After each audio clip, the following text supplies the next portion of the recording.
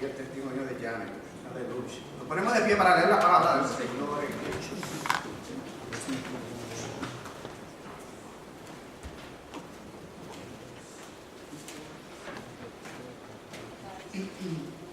Leemos en el libro de los Hechos, capítulo 1, versículos del 6 al 14.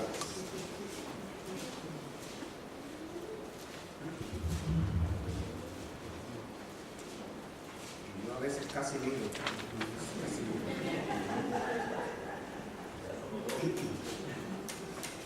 Dice la palabra del Señor. Entonces los que estaban reunidos con él le preguntaron: Señor, ¿es ahora cuando vas a establecer el reino de Israel? No les toca a ustedes conocer la hora ni el momento determinado por la autoridad misma del Padre, le contestó Jesús. Pero cuando venga el Espíritu Santo sobre ustedes, recibirán poder. Y serán mis testigos tanto en Jerusalén como en Judea y Samaria y hasta los confines de la tierra. Y habiendo dicho esto, mientras ellos miraban, fue llevado a las alturas hasta que una nube lo ocultó de su vista. Ellos se quedaron mirando fijamente al cielo mientras él se alejaba. De repente, se le acercaron dos hombres vestidos de blanco que le dijeron: Galileos, ¿qué hacen aquí mirando al cielo? Este mismo Jesús que ha sido llevado de entre ustedes al cielo, vendrá otra vez de la misma manera que lo han visto ir. Entonces regresaron a Jerusalén desde el monte llamado de los Olivos, situado aproximadamente a 1 kilómetro de la ciudad. Cuando llegaron, subieron al lugar donde se alojaban y estaban allí Pedro, Juan, Jacobo, Andrés, Felipe, Tomás, Bartolomé, Mateo, Jacobo, hijo de Alfeo, Simón el celote, Judas, hijo de Jacobo. Todos, en un mismo espíritu, se dedicaban a la oración junto con las mujeres y con los hermanos de Jesús y su madre María. Alabamos y glorificamos tu nombre, Dios del cielo y Dios de la gloria, porque tu palabra es viva y eficaz. Te pido, mi Dios, que esta palabra hable a nosotros en el día de hoy. Cada uno de los aquí presentes, Señor, podamos oír lo que tú tienes en el día de hoy. Que la palabra sea para redarguir, Señor, para reconstruir, para alentar, para ayudarnos a seguirte, a ser siervos y siervas fieles a ti. Dirígenos, Señor, en el nombre de tu Hijo Jesucristo. Amén.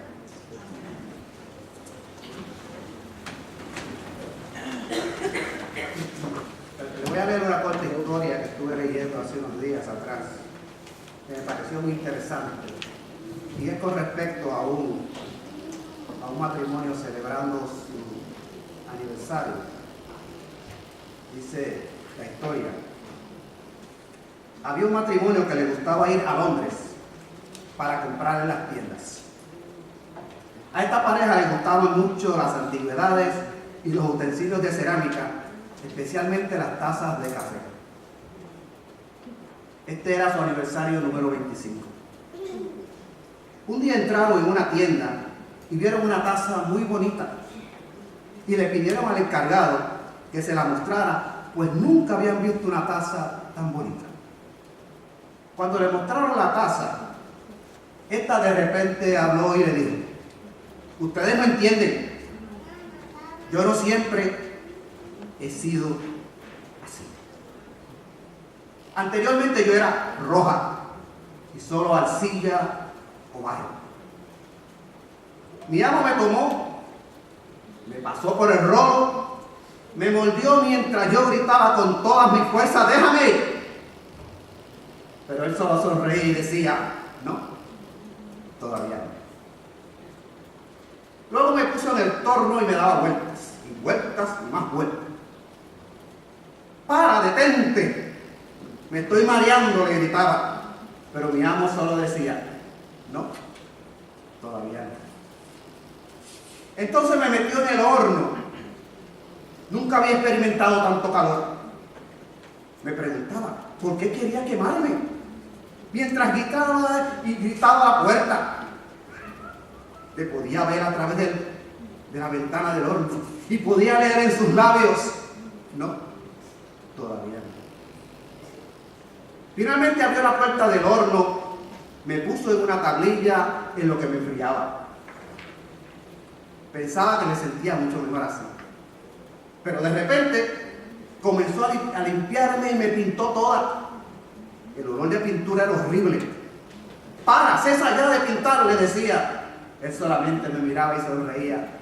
No, todavía no. De momento me puso otra vez en un horno diferente al primero.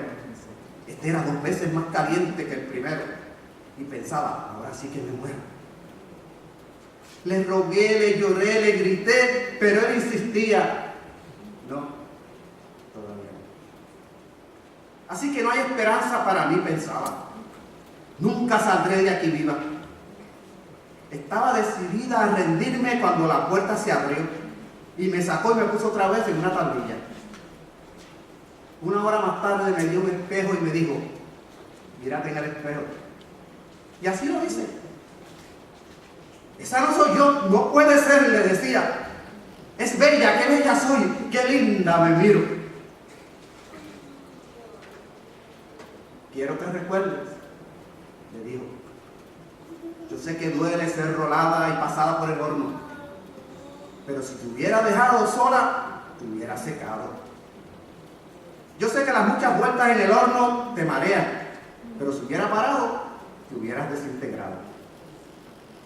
Yo sé que duele y que el horno era muy caliente y desagradable, pero si no te pongo en el horno, te agrietas. Yo sé que el olor de la pintura mientras pintaba era muy desagradable, pero si no te pinto, nunca te hubieras endurecido y tu vida no tendría color. Y si no te pongo por segunda vez en el horno, no hubieras sobrevivido por largo tiempo, pues necesitas ser reendurecida después de pintada. Ahora eres un producto terminado. Ahora eres lo que yo tenía en mente cuando comencé a trabajar contigo.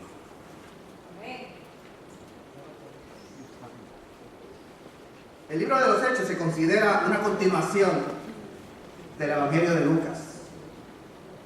Y está dirigido a la misma persona que se dirigió el Evangelio. Y su nombre en griego quiere decir amigo de Dios o Teófilo. De este personaje conocemos muy poco. Se cree que era una persona muy prominente, la cual estaba muy interesada en conocer sobre esa nueva filosofía que se llamaba el camino. Aparentemente financió el trabajo de investigación que hizo el escritor del Evangelio según San Lucas. En el primer capítulo del libro encontramos que la muerte y la pasión de nuestro Señor Jesucristo había pasado. Jesús había resucitado. La narración nos dice que Jesús estuvo 40 días en la tierra y se le apareció a sus discípulos y discípulas. Por supuesto, sabemos que el número 40 es un número significativo. No podemos decir a ciencia cierta que fueron 40 días calendario de los nuestros, pero sí sabemos o podemos deducir que pasaron varias semanas y Jesús se le presentó a sus discípulos y discípulas, dándole muchas pruebas convincentes de que estaba vivo, según lo vemos en Hechos 1:3. Jesús había resucitado. En el versículo 4 encontramos que anteriormente Jesús le había dicho: no se alejen de Jerusalén, sino esperen la promesa del Padre. Podemos decir que Jesús les dijo a sus discípulos y discípulas como el alfarero le dijo a la taza: no, todavía no. Todavía ustedes no están listos para la tarea que les espera. Pero ¿cuál era esa promesa del Padre? Seréis bautizados con el Espíritu Santo. ¿Sabían ellos de qué Jesús les estaba hablando? Pienso que su computadora natural inmediatamente se trasladó a las escrituras hebreas, donde Dios le habla al pueblo a través del profeta Joel. Y lo encontramos en Joel 2:28-32, que dice: en los postreros días derramaré de mi espíritu sobre toda carne, y vuestros hijos y vuestras hijas profetizarán, y vuestros jóvenes verán visiones, y vuestros ancianos soñarán sueños. Derramaré de mi espíritu y profetizarán, y daré prodigios arriba en el cielo y señales abajo en la tierra, antes que venga el día del Señor, grande y manifiesto. Y todo aquel que invocare el nombre del Señor será salvo. Me imagino que ellos sabían que Jesús le estaba hablando, pero no entendían lo que Jesús le estaba diciendo. Como en muchas ocasiones que nosotros decimos lo que sabemos, pero no sabemos lo que decimos. Había una pequeña confusión en la interpretación de esa profecía.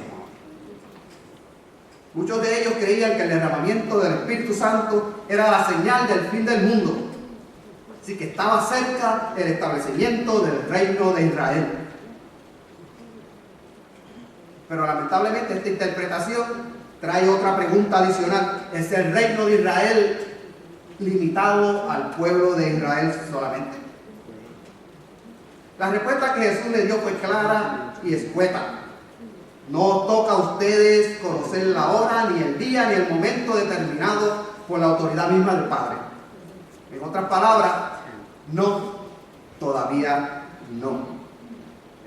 Una cosa les aseguro, que cuando venga el Espíritu Santo sobre ustedes, recibirán poder y me serán testigos en Judea, en Samaria, en México, en Puerto Rico, en Centro y Suramérica. Y por eso el Evangelio llegó hasta nosotros hoy. Continuó la narración diciendo, y habiendo dicho esto, y mientras ellos lo miraban, fue llevado a las alturas hasta que una nube lo ocultó de su vista. Entonces 2 hombres vestidos de blanco le dijeron, este mismo Jesús que ha sido tomado al cielo, así mismo vendrá otra vez como le habían visto ir. Imagino que ellos se preguntaron, ¿sí? ¿Y qué vamos a hacer mientras Él regresa? ¿Qué vamos a hacer durante este periodo de espera?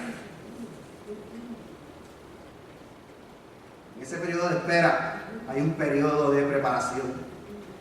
Primero Jesús le seleccionó a los discípulos como el alfarero toma el barro y la arcilla roja totalmente amorfa, la humedece poco a poco y comienza a rolarle en el torno y comienza a darle forma y le saca las piedrecitas que recolaron con las malas costumbres que tenemos o los hábitos desagradables y continúa dándole vueltas en el horno para darle forma o moldearlo según la imagen o forma que él desea.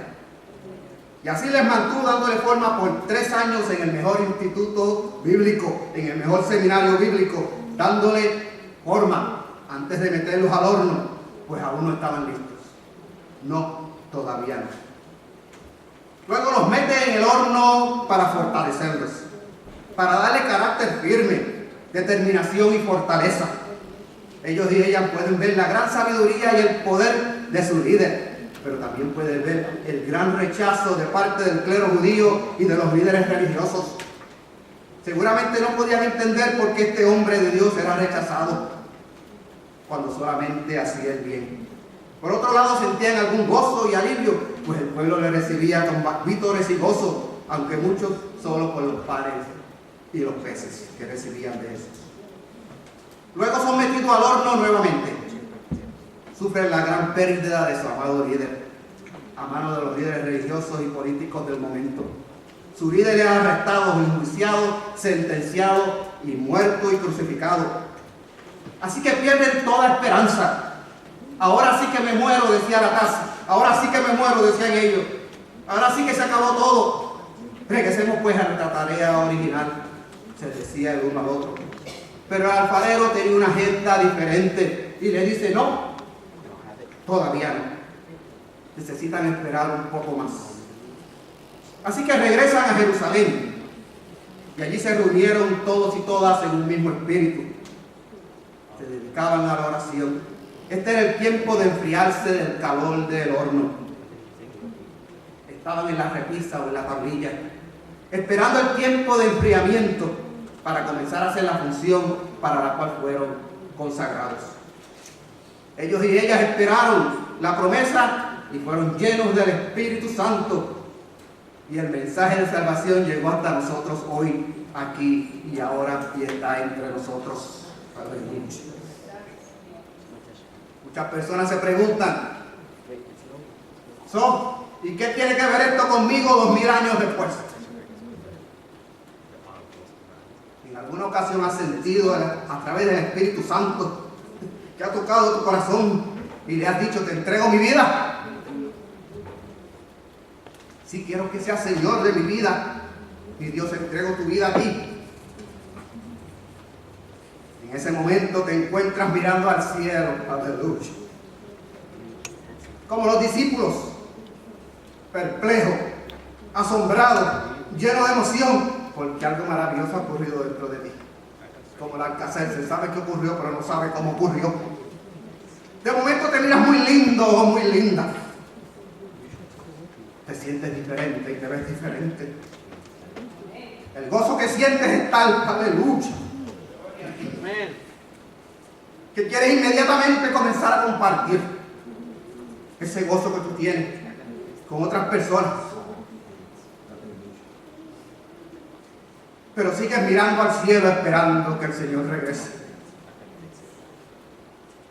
Aleluya. Otros reflexionan y comentan mientras esperan. No se han percatado que el Espíritu Santo ya llegó y está entre nosotros.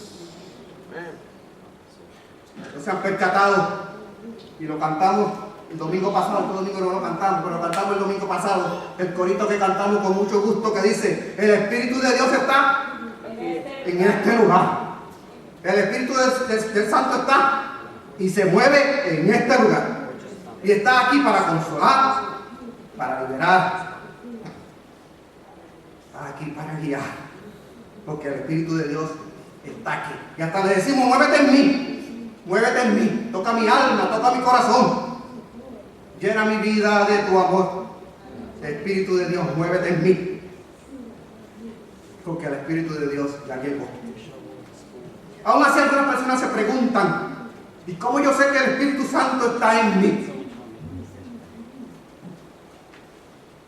Nos dice Lucas en el libro de los Hechos, capítulo 19, 5 al 6, dice: cuando oyeron esto, fueron bautizados en el nombre del Señor. Habiéndole impuesto Pablo las manos, vino sobre ellos el Espíritu Santo, y hablaban en otras lenguas y profetizaban. Pero ¿qué tal de aquellas personas que no han tenido la experiencia de hablar en otras lenguas? ¿Será que no han recibido el Espíritu Santo de Dios? ¿Está el Espíritu de Santo solamente limitado a un grupo de selecto de creyentes que hemos tenido ese privilegio de poder hablar en lenguas? El apóstol Pablo nos dice, cuando habla sobre los dones del Espíritu, dice en 1 Corintios 12, 30, nos dice: tienen todos dones de sanidad, hablan todos lenguas, interpretan todos, pero procurad pues los mejores dones, porque yo os muestro un camino aún más excelente. Es decir, que es más importante que hablar en lengua en la manifestación del fruto del Espíritu, que es el amor. No todos tienen la bendición de poder hablar en otras lenguas, y la razón no es que no tienen el Espíritu Santo, sino que no han recibido el don de hablar en otras lenguas. Además, el apóstol Pablo, en su carta a los Efesios, en el capítulo 1, versículo 13, nos dice: en él también vosotros, habiendo oído la palabra de verdad, el evangelio de vuestra salvación, y habiendo creído en él, fuiste sellados con el Espíritu Santo de la promesa. Muchas personas piensan que no lo tienen, se sienten cohibidas, limitadas, no se atreven a dar el paso de fe porque están esperando hablar en lenguas. Hermanos y hermanas, el desarrollo de los dones del Espíritu es un proceso, no es automático. Hay sus excepciones, pero solo cuando Dios así lo quiere. Según nos dice la palabra, en algunas ocasiones: abre tu boca que yo la llenaré. Sí, en ocasiones esto puede ocurrir, pero esa es la excepción, esa no es la regla. La regla es que fuiste sellado o sellada con el poder del Espíritu Santo y necesitas comenzar a desarrollar tus dones. En el proceso, si el Espíritu le place, quizás hables lenguas. Pero aunque no hables lenguas, el poder de Dios se manifestará en ti y a través de ti. Todos los que hemos creído en el Señor Jesucristo hemos sido sellados y selladas con ese poder maravilloso del Espíritu Santo. Este poder no es solo para salvación, sino para transformación también. Necesitamos recordar que es un proceso que puede ser lento, gradual o explosivo. Ese poder se puede manifestar en dos formas: lo podemos soltar o lo podemos controlar. Es como la energía que produce la gasolina. Si tomamos un fósforo encendido y lo echamos dentro de un tanque de gasolina, posiblemente la energía liberada se libere en una forma explosiva. Pero por otro lado, esa misma cantidad de gasolina puede ser canalizada a través del motor del automóvil en forma controlada y puede mover el automóvil por muchas millas. El Espíritu Santo trabaja de diferentes formas. En forma explosiva, como el día del Pentecostés, donde le aparecieron lenguas repartidas como de fuego. Pero también trabaja en forma controlada a través de la iglesia en la adoración, camaradería cristiana y servicio. Algunas personas quisieran poder recibir el Espíritu en forma explosiva, espectacular, lo cual por lo regular tiene un efecto limitado. En cambio, la explosión controlada y canalizada por lo regular tiene un efecto mucho más duradero. Otros se preguntan, ¿y cómo yo sé lo que Dios quiere que yo haga? Tengo el Espíritu Santo, ¿y qué? ¿Qué quiere Dios que yo haga? ¿A qué me ha llamado el Señor? El apóstol Pablo nos dice en Filipenses, pues Dios es quien produce ante ustedes tanto el querer como el hacer, para que se cumpla su buena voluntad. Así que ese deseo que tú sientes en el corazón de hacer algo determinado por la causa del Señor, el Espíritu Santo lo puso ahí. Ese deseo dentro de ti que no lo puedes controlar, posiblemente el Espíritu Santo hablándote y animándote para que le eches ganas. Quizás tienes muchas dudas, pues no te sientes capacitado o capacitada para esa tarea. Mire, para eso está nuestro pastor, hermana Evita, hermana María Colón. Venga, consulte para que le ayuden a discernir para qué el Señor le ha llamado. Solo recuerda que todos y todas necesitamos un periodo de preparación, tanto intelectual como espiritual. Así que mientras esperas en Jerusalén, aprovecha cada oportunidad de aprendizaje que el Señor te provea. A veces este proceso de discernimiento es muy lento, pero sé diligente en tu vida devocional buscando dirección de Dios hasta que logres discernir tu llamado. Pero mientras esperas por ese momento, necesitas hacer con diligencia y amor lo que el Señor ponga en tus manos. En lo que recibes ese toque especial que tú estás esperando. Y cuando recibas ese toque especial que tú estás esperando, sigues haciendo lo que estabas haciendo, porque ahora lo recibiste. Decía Eleanor Roosevelt, la esposa del presidente Roosevelt, a veces eso que no queremos hacer es lo que necesitamos hacer. Que el Espíritu lo puso en nuestro corazón.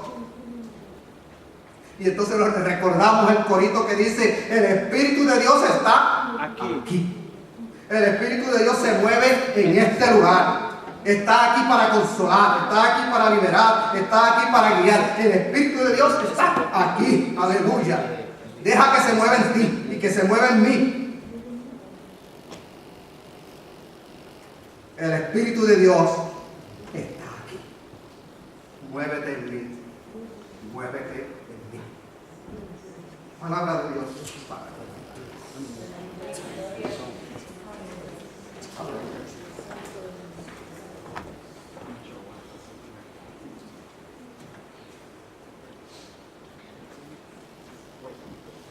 El Espíritu del Señor está aquí.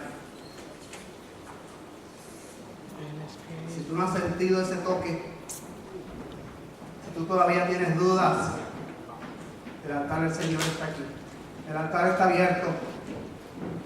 Ven, derrámate delante del Señor y busca de su presencia. Háblale, que te revele, que te deje ver qué es lo que tú tienes que hacer. Que te deje ver lo que ya puso en tus manos que tú no puedes ver y necesitas empezar a hacer la tarea. Deja que el Espíritu de Dios se mueva en ti, porque el Espíritu de Dios está en este lugar. Alabamos tu nombre, Dios, y te damos gracias. Te damos gracias por tu presencia. Te damos gracias por tu amor. Te damos gracias por tu palabra, porque es viva y eficaz. Te damos gracias, mi Dios, por el mensaje tuyo. Porque tú hablas a nuestro corazón y a nuestra mente. Porque tú guías nuestras vidas, Señor. Abre nuestros ojos y nuestro entendimiento. Abre nuestro corazón, Señor. Y que podamos ver más allá de lo que miran nuestros ojos. Para que podamos ver, mi Dios, lo que tú has puesto en nuestras manos. Y danos, mi Dios, la diligencia para llevarlo a cabo. Para hacer lo que tú quieres que nosotros hagamos, Señor. A cada uno de nosotros, Señor. Los que estamos trabajando y los que no estamos trabajando, Señor, porque tú siempre tienes algo para cada uno de nosotros. Permite que podamos ver, Señor, más allá de lo que nuestros ojos. Te lo pido y te doy gracias, Señor.